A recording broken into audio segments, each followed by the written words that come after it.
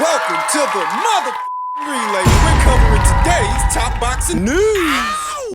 Okay, we'll start with this. You may have heard a group of investors, one of them being Turki Sheikh, have bought Ring Magazine. Ring Magazine was owned in part by Golden Boy Promotions by Oscar De La Hoya. Now it's owned by somebody else. Big part of the reason this isn't a bigger story and more people aren't talking about it is that for some years now, well over a decade, print media has been dying. People aren't reading as much as they used to, and what they are reading, what information they're receiving, is via digital media. A lot of that information they're receiving isn't even in the form of print, as Ring Magazine has tried to get with the times in their own way, their own website and their own articles, but a lot of the information, the way people receive it now, is via content creators, YouTubers, interviewers, freelance journalists, and fans that have a channel. So what can Ring Magazine do now to get with the times, do a better job of getting with the times now that they are under new ownership? What would I like to see? A little bit more attention to the women's game would be nice. Where to start? You start with who the belt holders are, who the champions are in every division. It's the best point of reference and the easiest. Wikipedia does a halfway decent job of regularly updating their own list of champions on their own website. If Wikipedia can do that, Ring Magazine can do that. You find out who the champions are, and from there, you find out who the top contenders are. Who's in a pole position to challenge the current reigning champions across all these weight classes, these divisions, who the mandatories are or who the mandatories are going to be, who's in the top 10 via the alphabet organizations, the WBC, the WBO, the WBA, the IBF. You do this because what you want is for Ring Magazine to be a one-stop shop, a hub, all the information a boxing fan is looking for in one place. As it pertains to the women boxers, the men boxers, a comprehensive schedule for all the fights in a given month. As many as they can keep up with, because we all know that news travels fast and news changes fast in the sport of boxing. Now, you can't possibly hope to report on every single fight happening in real time within the sport. It's too much data. You want to focus on the champions, who's got the belts, who's fighting for a belt, or who's about to. This is for their website. That's for their website, where you're going to have stories from Ring Magazine, as well as a comprehensive schedule of fights, rankings, and of course, Ring Magazine's own rankings that they've kept for some years now. They can have the alphabet organizations as rank standings for a point of reference, as well as their own divisional rankings that they've regularly updated for years now. That's as it pertains to their website. As it pertains to their YouTube channel, and they have one with over 100,000 subscribers, more focus needs to go into that. Because the same way that a Radio Raheem, or a Marcos Villegas, or a Michelle Joy Phelps can have a comprehensive sit-down interview with the somebodies in the sport, Ring Magazine needs their own guys and gals on the field to deliver that to their channel on a regular basis, because whether they like it or not, that's who they're competing with. They're competing with an IFL TV. They're competing with a Boxing King Media and what other content creators are out there. That if you want Ring Magazine to go back to being thought of as the Bible of boxing, it has to fully transition into this digital era. And I don't really think it has. I mean, I noticed a lot of the content that Ring Magazine was uploading to their YouTube channel, and their last upload was a couple of weeks ago. Just uploading videos to a channel, it's not going to promote traffic. I mean, it depends on who you're talking to and when you're talking to them. Is this someone that has a fight coming up? At or around that time would be the best time to get that scoop, get those interviews, as well as the thumbnails. You need thumbnails that get people's attention, because there are any number of content creators uploading videos and interviews. See, so many fan channels that don't even have as many subscribers as Ring Magazine's YouTube channel that have more traffic, whose videos get more views than Ring Magazine's, even though they don't have as many subs. Ring Magazine and the function that it would service in this day and age is to act as the news hub for everything in boxing wherever people are boxing. That's the UK, that's the USA, Australia, Mexico. If they're boxing there, If two hobos are having a fist fight in Argentina, Ring Magazine needs to know about it. and they need to know who won. The function that Ring Magazine used to provide was to keep a boxing fan updated. That's become more difficult for them to do over time because less and less people are reading in print these days, and these days they actually have a lot more competition. But those are the changes they have to make. They have to modernize their approach. There needs to be a sharp focus on their YouTube channel. It's where a lot of people get their information from. Sounds simple enough, but perhaps the last couple of years, Ring Magazine hasn't had the resources to do this properly. With new management, new ownership, that could change. This is a digital era. You want a Ring Magazine TikTok account,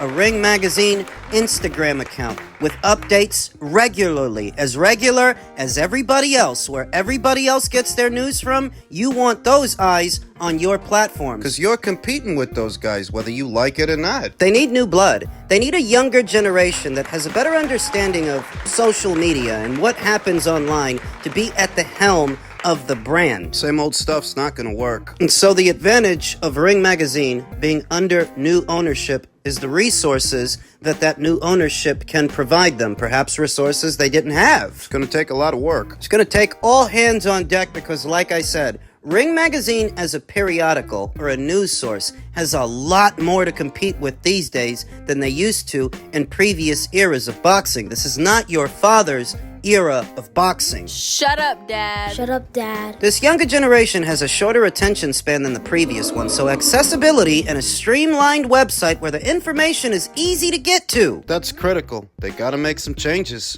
In men's featherweight news, former unified champion Stephen Fulton, despite ring rust, declares he's back and better than ever. It was not an easy fight for Stephen Fulton in a return from his first career loss in his debut at 126 pounds, but he at least managed to steal a narrow win over Carlos Castro on Saturday night in Vegas. Philadelphia's Fulton, 30 years old, secured a dubious split decision win over Mexico's own 30-year-old Castro on the undercard of Canelo versus Berlanga. Judges scored the bout 95-94 for Castro, 93-96, and 94-95 in favor of Fulton. In a post-fight interview, Fulton said he was proud of his performance after a long layoff. "I feel stronger," he said. "I feel better, but this is my first fight back in 14 months. Ring rust is out of the way, and I feel like I did an amazing job." The former unified super bantamweight champion Fulton has been out of the ring since losing his 2 titles to pound-for-pound great Naoya Inoue in July of last year. Against Castro, Fulton moved up to 126 and wound up slugging it out with the hardy veteran. Although Fulton enjoyed a share of bright spots throughout the fight, Castro fought him evenly and dropped him in round 5 off a counter right hand. This fight was a WBA eliminator. The winner of the fight, winner being Stephen Fulton, comes one step closer to challenging Nick Ball for what is Nick Ball's WBA title. I think that Nick Ball is a harder puncher, a much harder puncher than Stephen Fulton. I think he's a more durable fighter too. He's more durable, takes a better shot. In fact, I think all of the champions at this weight punch harder than Stephen. That's a problem. Rafael Espinoza, even Angelo Leo, who Stephen Fulton fought before, Stephen Fulton beat before, at this weight, that fight might have a different outcome. I feel like Stephen Fulton needs 1 to 2 more fights before he challenges any one of those guys. Nick Ball specifically, more specifically, but still. 2 more fights. 1 to 2 more fights. He needs to acclimate to this weight, and he needs to work on his ring craft. He needs to work on his inside fighting. Which may seem counterintuitive for Stephen Fulton, who really isn't a puncher. He wasn't a big puncher at 122, and he's still not a big puncher at 126. Why would he have to focus on inside fighting? Shouldn't he be trying to fight from the outside, from a safe distance? We'll get to that. Fulton believes he was able to overcome the knockdown with a great performance in the subsequent rounds. "I feel like it was a tough round, but I came back and I overturned things," he said. "I kept digging deep and I kept fighting. My coaches told me to keep the right hand up. That's all he was looking for, to come back over the top. And I made that mistake by not keeping that right hand up." Why infighting? Because Stephen Fulton does not have the physical dimensions to box.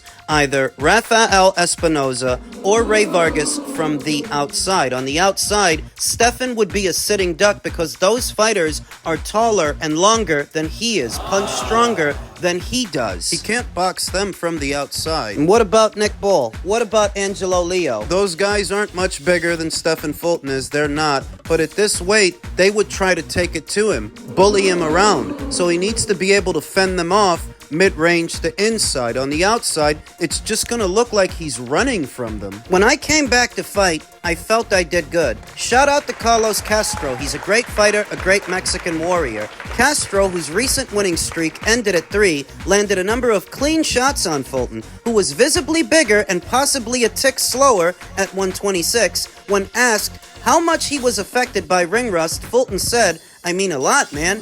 It's never like sparring, and sparring is the easy part, but when you get in there with the mace on, no headgear, no nothing, you're under pressure, that's when it counts." So I think the ring rust played a major part, but I'm back, and I'm better. Infighting. And what fighter Stefan needs to draw inspiration from, learn from? Andre Ward. He was a good infighter. Fellow Philly native Bernard Hopkins, who wasn't the biggest puncher. He wasn't the strongest puncher, but he was very good mid-range to inside. Another Philly fighter in Tevin Farmer. Tevin was never big on power, But he's very good on the inside, capable. there has to be a focus on infighting for Stefan moving forward, because the guys with the belts at 126, You can't run from them. against two tall guys like Ray Vargas or Rafael Espinoza, you're better off playing them close to the chest, within close quarters where you can smother their work. If you give them enough room to get their arm out, They'll generate power. Rafael Espinoza, more specifically, he's the power guy. But for long and limber fighters that have very generous physical dimensions, they need room to work. Stefan can't give them that room. Got to figure it out. With the other two, with Nick Ball or Angelo Leo. There is still an emphasis on infighting because if you don't assert yourself, if you don't get no respect as they're coming on, they're going to start to bully you. They're going to push you around. But he beat Angelo Leo before. He did, but that was at 122. This is 126, and it seems that Angelo Leo, this is a healthier weight for him, which is why he can punch here, where Stefan's still not a big puncher. He wasn't a big puncher at 122. He's still not a big puncher at 126. But these guys are. Angelo Leo, Nick Ball, you can't spend all 36 minutes. You cannot spend all 12 rounds trying to box them on the outside. You need to get their respect. Mid-range to inside, tidy up your defense, roll and counter, slip and hook. It's that kind of stuff. Infighting. Perhaps if the landscape were different, the strategy would be different. But for the guys that have belts right now, if Stefan Fulton means to challenge any one of them, he needs to work on his infighting. Tighten it up. Stefan needs activity more than anything right now. He cannot afford another year to pass before he sees action again, because if it does, he's just setting himself up to fail. Wherever he has to go to be more active, that's where he needs to go. That's where he needs to be. And if that's away from the PBC, So be it. And finally, in men's super middleweight news, Canelo Alvarez is happy with the night's work, won't comment on a potential Terence Crawford showdown. It never takes the media too long to start hounding Canelo Alvarez with some other fighter's name, even when it's immediately after a fight. And while I understand it's an occupational hazard, given how much time Canelo has had in this particular occupation, I can't blame him if he's got no time for it. No patience. I know I took his best shot in the third round and told myself, I'm not meant to be down, Berlanga said. Got dropped, came back, that was the best he gave me, so I said, you know what? I'll go take his punches and return them. Alvarez said he will take some time to relax with his family, then decide which path to pursue. The world's richest active fighter has a wealth of options. He could connect with Saudi Arabia's Turki Sheikh and move towards the power broker's bout of choice against fellow 4-division champion Terence Crawford, even though the competitiveness of that bout is suspect,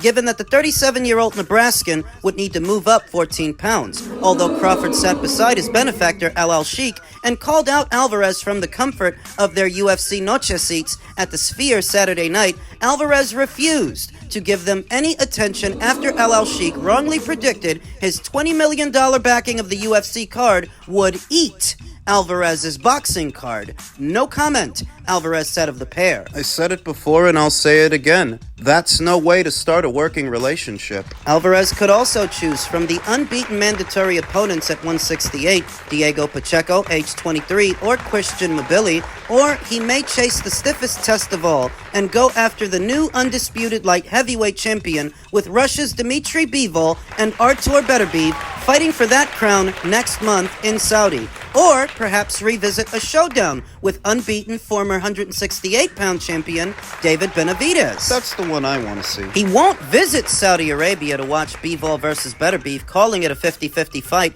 and preferring Bivol wins so he can consider a revenge fight following his 2022 decision loss to the unbeaten WBA champion. Against Berlanga, the pair exchanged low punches in a couple of rounds. On another occasion, Alvarez punched Berlanga in the head off a break after feeling he'd received a headbutt, and the pair had to be separated by referee Harvey Dock for arguing over the physicality. I got a little angry with his tactics, but I'm Mexican, man, Alvarez explained. Overall, Alvarez assessed. He didn't feel a tinge of satisfaction stripped away because he didn't get the finish. I'm very happy. I feel good. I did what I'm supposed to do. I won the fight, he said. I'm satisfied. It was a fun fight, like another night at the office. I love boxing, and you could see that tonight. Is too much being made that Canelo didn't knock Edgar out? Admittedly, I thought that he would. And he didn't. Canelo's performance, dominant, albeit one-paced, did not result in a knockout. Should we look at that as a sign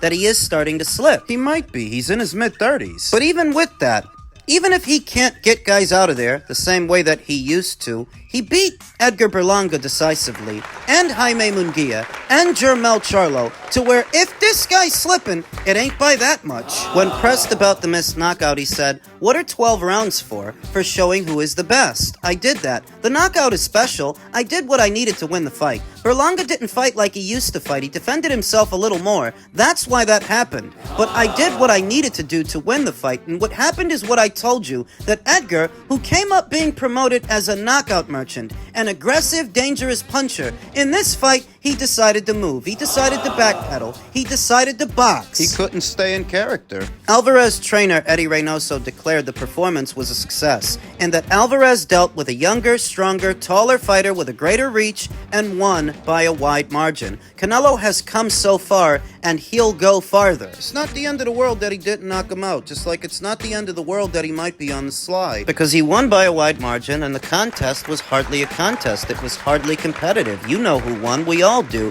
What you can liken it to is Floyd Mayweather getting up there in age. Over time, Floyd lost his power. Everybody tends to forget that. At 130, at 135, Floyd landed with a lot more authority than he went on to at 147. When he was in his mid-30s. I think the issue is that a lot of people view boxing like it's a video game and don't account for the ravages of time and everything else. That while Canelo can't get guys out of there the same way that he used to, he can still win a fight, still win it decisively against younger and bigger guys than he is on a regular basis, because he just did that with Jaime and Edgar. In the same calendar year. The better question is, take Canelo out of the equation and make it Munguia versus Berlanga. Do you think they would win as easily over each other as Canelo won over them? Make it Mabili versus Berlanga. Make it Mabili versus Munguia. Canelo didn't knock Edgar out, but he did beat him, and he made it look easy. The question is, can everybody else do that? Not just with Edgar, with Jaime.